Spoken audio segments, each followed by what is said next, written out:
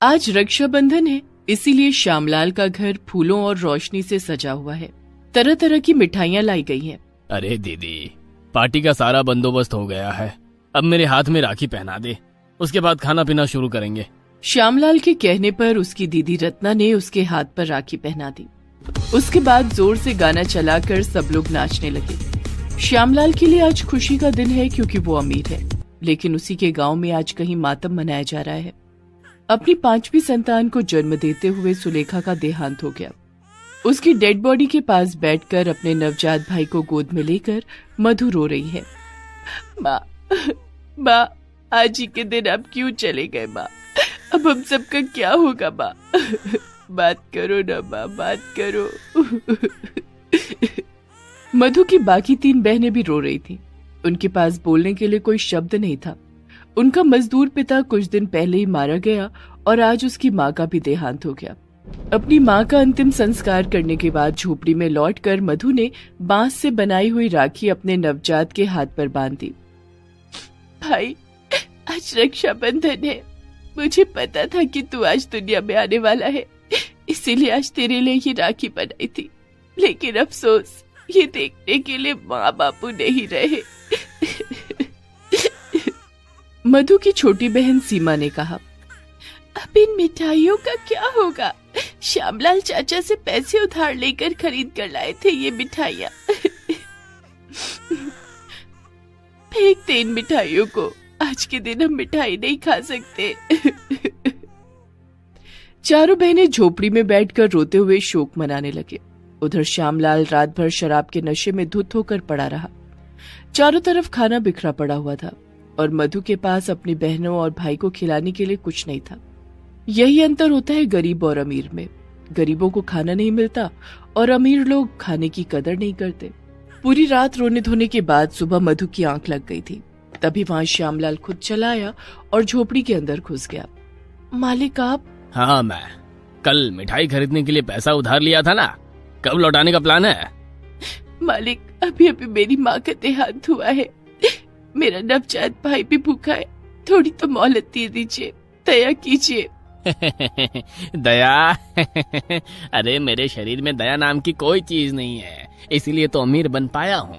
मुझे पता है कि तुम लोग कभी मेरे पैसे नहीं लौटा पाओगे, इसीलिए ये झोपड़ी आज से मेरा है। चल निकल जा यहाँ से। कि आप क्या कह रहे हैं मालिक? हम कहाँ जाएंगे? हम बच्चे हैं। वो सब मैं नहीं जानता, मैं आज से इस झोपड़ी का मालिक हूँ, निकल जा। श्यामलाल ने 5 बच्चों को धक्के मारकर बाहर निकाल दिया। मधु अपने नवजात भाई को गोद में लेकर एक पेड़ के नीचे बैठ गई। कितनी बेरहम होती है दुनिया। आज माँ बाप नहीं है, इसीलिए सर के ऊपर छत भी नहीं रही। इस जालिम दुनिया में जीने का दिल ही नहीं करता मुझे। नहीं बहन, हमें जीना होगा, हमारे भाई के लिए जीना होगा, हमें इसे बड़ा आदमी बनाना होगा। दीदी, माँ कृष्ण भगवान की भक्त थी। माँ कहती थी कि भगवान कृष्ण सब कुछ ठीक कर देते हैं। चल मिलकर कृष्ण भगवान को बुलाते हैं, मंदिर चलते हैं। गांव में ही कृष्ण भगवान का एक मंदिर था। वो लोग मंदिर में चले गए और कृष्ण भगवान की मूर्ति के सामने हाथ जोड़कर प्रार्थना करने लगे। लेकिन तभी वहाँ श्यामलाल पूजा देने के लिए चला आया और मधु को देखकर हंसने लगा। तू भी आई है भगवान की पूजा करने? हैं? प्रसाद और फूल खरीदने के तो पैसे नहीं है, भगवान तुझसे प्रसन्न थोड़ी होंगे। क्यों नहीं होंगे? भगवान अमीर और गरीब में फर्क नहीं करते। अच्छा, अब मुझसे जबान भी लड़ाने लगी है। ये मेरा मंदिर है, आइंदा से मंदिर के अंदर मत दिखना। चल निकल। श्यामलाल ने उन लोगों को मंदिर से भी निकाल दिया। मधु का नवजात भाई अब जोर जोर से रोने लगा। रो क्यों रहा है भाई? क्यों रो रहा है मेरा बाबू? दीदी, लगता है उसे भूख लगी है। अभी तो इसकी माँ का दूध पीने की उम्र है, लेकिन माँ ही तो नहीं है। इस दुनिया में माँ क्या एक ही होती है रे बहन? मतलब वो देख, गौ माता भी हमारी माँ है। हमारा भाई गौ माता से दूध पिएगा। मंदिर के बाहर एक गाय खड़ी हुई थी। मधु ने उससे अपने नवजात भाई को दूध पिलाया और भक्ति के साथ गौ माता को प्रणाम किया। गौ माता ने भी सिर हिलाकर उन्हें आशीर्वाद दिया। श्यामलाल ने उन लोगों को मंदिर से तो निकाल दिया था, लेकिन भगवान ने अपने भक्तों को पूरी तरह निराश नहीं किया।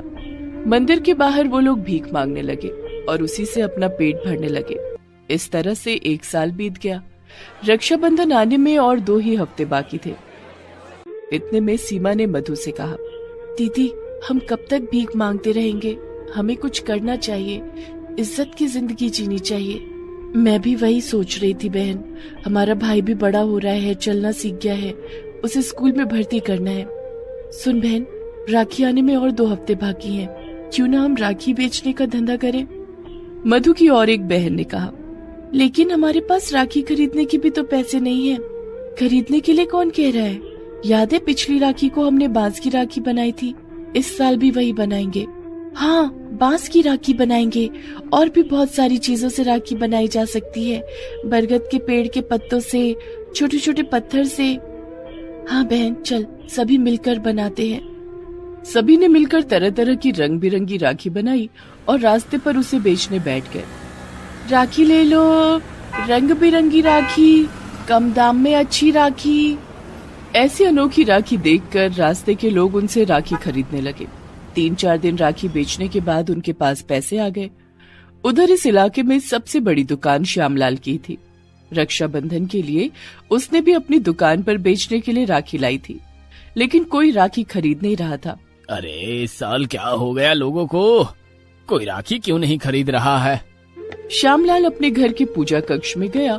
अच्छा तो ये बात है, ये लड्डू गोपाल की मूर्ति पुरानी हो गई है, इसलिए धंधा खराब चलने लगा है। ठीक है, मैं आज ही इसे बदल देता हूँ। श्यामलाल तुरंत पुरानी लड्डू गोपाल की मूर्ति ले गया और उसे रास्ते पर फेंक दिया और वो मूर्ति मधु के सामने आकर गिरी। उसका एक हाथ टूट गया। हे भगवान, लड्डू गोपाल की इतनी सुंदर मूर्ति को किसने फेंका? लोगों के मन में भगवान के लिए प्यार है कि नहीं?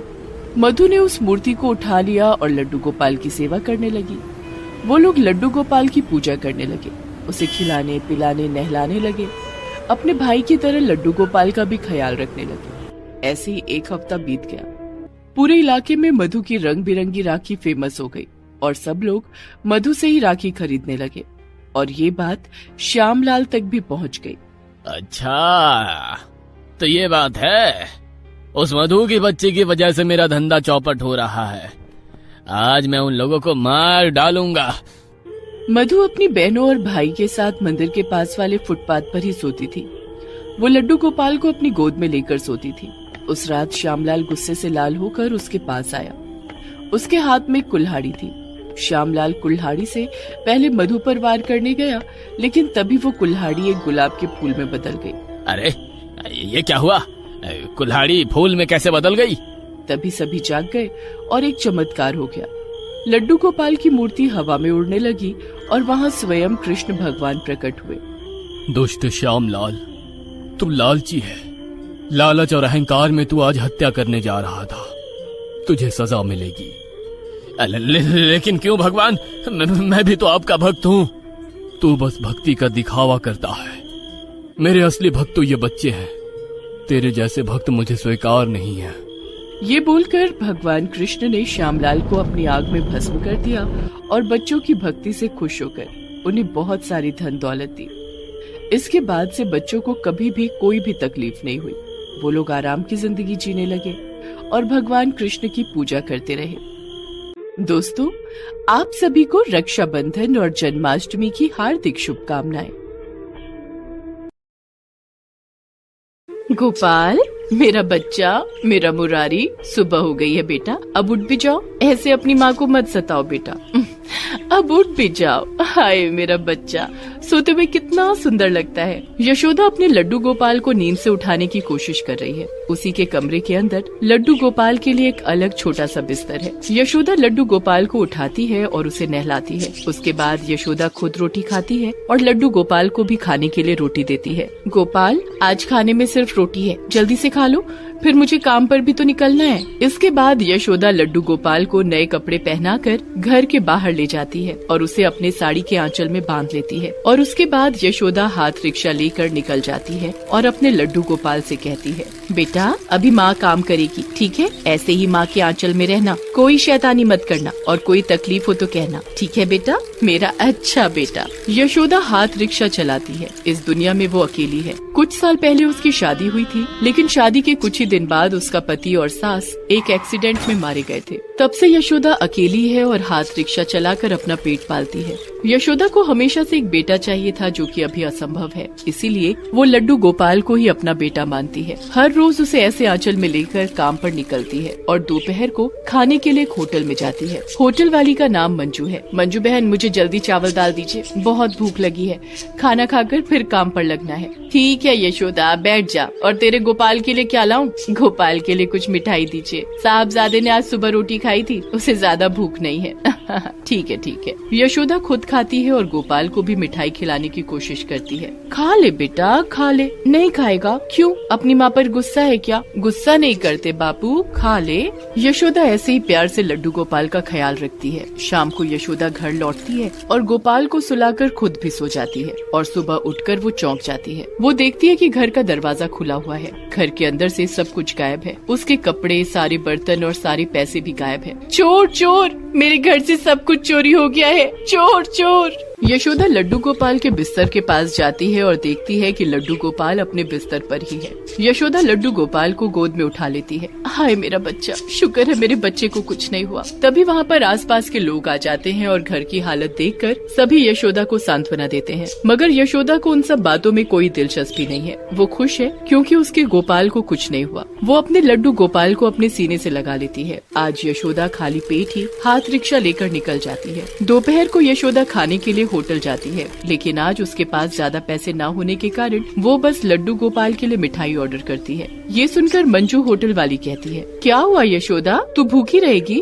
यशोदा मंजू को घर में हुई चोरी के बारे में बताती है और उसके बाद कहती है, और आज गोपाल के लिए मक्खन भी खरीदना है। उसे मक्खन बहुत पसंद है ना, बहुत दिन हो गए हैं इसे मक्खन खिलाए हुए। हाय मेरी यशोदा, माँ हो तो तेरे जैसी, बच्चे को मक्खन खिलाने के लिए खुद भूखी रहने के लिए भी तैयार है। तू और तेरा गोपाल हमेशा खुश रहे। मैं तेरे लिए भी खाना लाती हूँ, पैसे नहीं चाहिए। खाना खाकर यशोदा फिर से काम पर लग जाती है। लड्डू गोपाल उसके आंचल में है। मगर कुछ देर चलते चलते यशोदा का एक पैर पत्थर से टकरा जाता है और वो पेट के बल गिर जाती है और लड्डू गोपाल का एक हाथ टूट जाता है। यशोदा रोने लगती है, ये क्या हो गया, मेरे गोपाल का हाथ टूट गया। हे भगवान, मैं कैसी माँ हूँ, अपने बेटे का ख्याल भी नहीं रख सकती। यशोदा गोपाल को लेकर दौड़ते हुए अस्पताल जाती है। वो डॉक्टर के पास जाकर रोते हुए कहती है, डॉक्टर साहब मेरे बेटे को ठीक कर दीजिए। क्या हुआ है उसे? कहाँ है तुम्हारा बेटा? ये रहा, इसका हाथ टूट गया है, अभी ऑपरेशन कर दीजिए ना, मेरे गोपाल को तकलीफ हो रही है।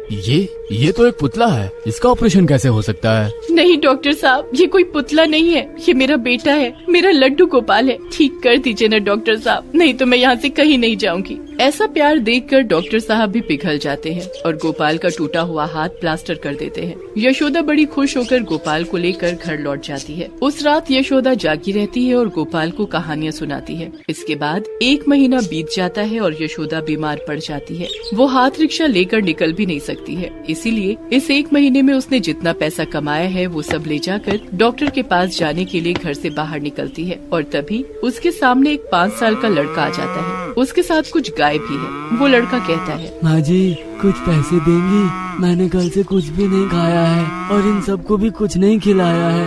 मैं इन सब से बहुत प्यार करता हूँ, इन लोगों को भूखा नहीं देख सकता। माँ जी कुछ पैसे दीजिए ना। उस लड़के के मुंह से मांग पुकार सुनकर यशोदा का मन मोम की तरह पिघल जाता है और यशोदा उस लड़के को सारे पैसे दे देती है। उसके बाद वो घर के अंदर चली जाती है और देखती है कि लड्डू गोपाल अपनी जगह से गायब है। यशोदा चौंक जाती है, गोपाल मेरा बेटा कहाँ चला गया है? बेटा लौटा, अपनी माँ के पास लौटा। यशोदा रोने लगती है, माँ से गुस्सा होकर चला गया बेटा, मैं तेरा ख्याल नहीं रख सकती ना, मैं तुझे ठीक से खाना भी नहीं खिला सकती ना, क्या करूं, गरीब जो हूँ, मैं बहुत बुरी हूँ। लौटा बेटा लौटा। विचलित ना हो यशोदा, मैं यही हूँ। ये आवाज सुनकर यशोदा चौंक जाती है। वो पीछे मुड़कर देखती है कि स्वयं श्री कृष्ण उसके सामने खड़े हैं। यशोदा हाथ जोड़कर अपने घुटनों के बल बैठ जाती है। श्री कृष्ण आप भगवान, आप खुद आए हैं इस गरीब के घर पर। गरीब? कौन है गरीब? केवल धन से कोई अमीर या गरीब नहीं हो जाता यशोदा। तेरा दिल इतना बड़ा है कि उसमें पूरा संसार आ जाएगा, इसलिए तू अमीर है। और लड्डू गोपाल को लेकर ज्यादा चिंता ना कर, मैं ही हूँ तेरा लड्डू गोपाल। जय हो कृष्ण कन्हैया, जय हो। आज तुम्हें धन्य हो गई। यशोदा, मैं तुझे कुछ बताना चाहता हूँ। मैं इतने दिन से तेरी परीक्षा ले रहा था। तेरे घर में चोरी हुई नहीं थी, मैंने ही सारे पैसे छुपा दिए थे। मैं देखना चाहता था कि तू किस चीज को लेकर ज्यादा चिंतित होती है, पैसा या तेरा लड्डू गोपाल। उस परीक्षा में तूने सफलता प्राप्त किया है यशोदा। इसका मतलब लड्डू गोपाल का हाथ टूट जाना और आज वो बच्चा। हाँ, वो सब मेरे चाहने के कारण ही हुआ है। हाथ जोड़ने के लिए तो अस्पताल भी चली गई थी। इसका मतलब लड्डू गोपाल तेरे लिए अपने बेटे से कम नहीं है। और आज एक अनजान लड़के से माँ पुकार सुनकर तेरा दिल पिघल गया। तूने अपनी परवाह नहीं की। मैं प्रसन्न हूँ, इसलिए मैं खुद तेरा बेटा बनकर आना चाहता हूँ। ये बोलकर कृष्ण जी अदृश्य हो जाते हैं और यशोदा की गोद में एक नन्हा सा हंसता खेलता बच्चा प्रकट हो जाता है। उस बच्चे के सर पर एक मयूर पंख है। वो दिखने में बिल्कुल लड्डू गोपाल की तरह ही है। यशोदा का हर सपना पूरा हो जाता है। उसे एक बेटा मिल जाता है और उसकी गरीबी भी दूर हो जाती है। ऐसे ही लड्डू गोपाल यशोदा की गोद में एक इंसान के रूप में आ जाते हैं। श्री कृष्ण की लीला से यशोदा का जीवन बदल जाता है। दोस्तों, आप हमारे चैनल को जरूर सब्सक्राइब करें